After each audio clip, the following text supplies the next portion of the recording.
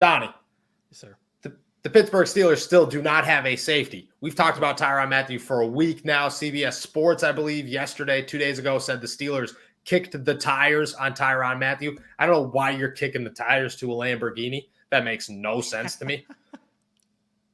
He's still out there. Terrell Edmonds is also still out there. Derek wrote a dope article on allsteelers.com about other options that are there. I believe one of them got signed already, but the rest of them are all there. The Steelers need a safety. They still need a wide receiver. They probably still need a running back. Yeah. Where do you expect them to go from here? What do you expect their numbers to look like? So they've already done a pretty decent job of addressing positions like the offensive line, inside linebacker, even corner. I feel like they did a decent job bringing back Witherspoon and then Wallace as well. The question marks I still had for positions going into the offseason was wide receiver, safety, and then you kind of get into like the depth pieces where, you know, they don't immediately need to get somebody, but it'd probably be smart. Somewhere along the defensive line, I'd like to see them go sign another player. Running back for sure, like you had already alluded to. I'd love to see them go grab a veteran guy. And then outside linebacker depth, I feel like another like strong piece behind either Watt or Highsmith probably could pay dividends for them. And then Mark Caboli from The Athletic had reported that, according to the NFLPA, $16.5 million in cap space was what the Steelers were looking at, but that was without guys like Witherspoon or Adams, accounting for that space. So after that, they're looking right around that $15 million mark, and then you have to save about $10 million for draft picks, reserved, all that good stuff heading to the year. So realistically, they've got about like $5 million left for them to play with if they want to. I know you and I talked before the podcast. They really like not having that extra $5 million for them to go and get somebody through the rest of the season whenever.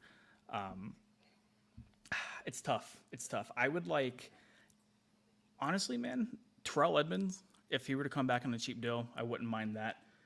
Landon Collins is another guy I've seen. Landon Collins. I've been waiting for you to bring up Landon Collins. I actually said that to somebody else the other day. Him up in his article? Yeah, but it was like a bottom of the list type situation. Landon Collins is if we're going to argue about Tyrann Mathieu being like, past the point where in 3 years he'll win a Super Bowl, that Landon Collins is like 40 years old and people are still bringing him up. Like, he's not the option for I'd rather go get Terrell Edmonds and figure out if Terrell Edmonds could be anything in the next 2 years instead of signing a guy like Landon Collins that does nothing for your team. Two names that really jumped out to me really quickly going over Derek's article. Nick Cross and Jabrill Peppers, I think would be two very solid safeties that you could probably snag for a lot cheaper than what they think their market value might be. And honestly, the Steelers might be playing a waiting game at this point. I don't think they're, wanting to really consider paying top dollar for any of these guys. They might be trying to squeeze the market a little bit more just to see if they can get a better discount on some of these guys. But I think they know, and I feel like the safety market the last few years has always kind of been like this, to where it's still saturated to the point to where like you can still find a really valuable guy to contribute deep into the offseason. So I don't think the Steelers are running for the hills that, Terrell Edmonds hasn't been signed or Tyrann Mathieu hasn't been signed at all. No way. What do you think Peppers' price tag is? Coming off an ACL injury, obviously. Cheap, could be a starter, probably still has starter potential. Do you think he's an option for cheap? I mean, do you think he's even hitting that $5 million mark? Like, would the Steelers even have to add anything else? He would probably have to hit right around there.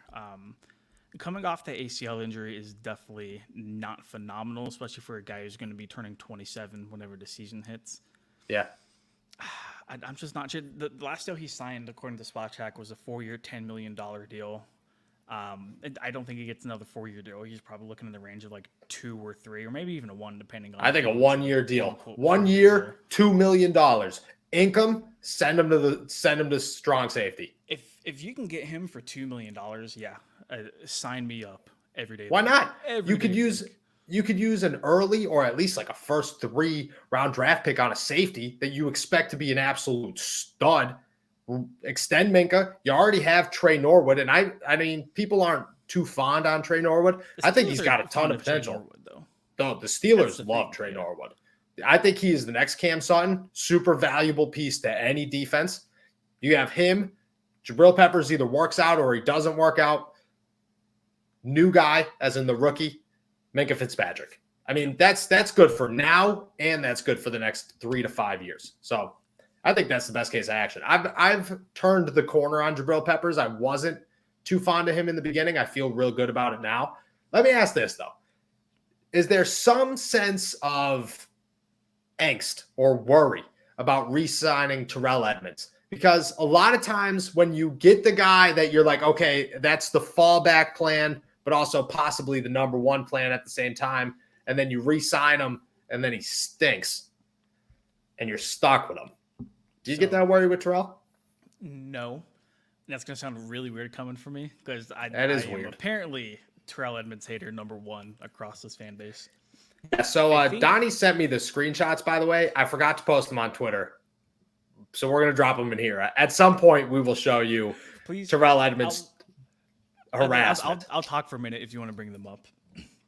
The reason why I'm not worried about Terrell Edmonds is he showed steady improvement from the first year he got with the Steelers to where he was now before the Steelers decided to pull the cord on his fifth-year option. He already has, like, words of, not like encouragement, but like people vouched for him. Minkah Fitzpatrick, number one. Minkah was like, yo, I would love for the Steelers to bring Terrell Edmonds back. Loved playing with him. Loved what he did. And we talked about on this podcast for many times.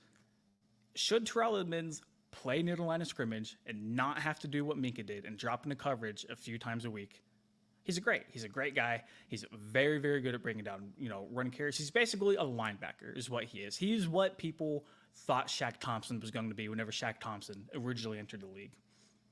Now, that $10 million price tag on his fifth-year option was the big no-no. So I absolutely agree with the Steelers not wanting to bring him back on that current deal. But I do think it should say something that Terrell Edmonds hasn't quite found the team yet. I don't think the interest is there financially to where Edmonds and other teams want to meet in the middle with him. And I think it's entirely possible that the Steelers were, thinking about bringing him back on a very, very smart financial basis. Like, you have to think, too, like, he's already familiar with the locker room. Just like Herb said, I mean, you already know what Terrell Edmonds can do with this defense. And, sometimes the safety net is a lot better than swinging and missing on a guy in free agency.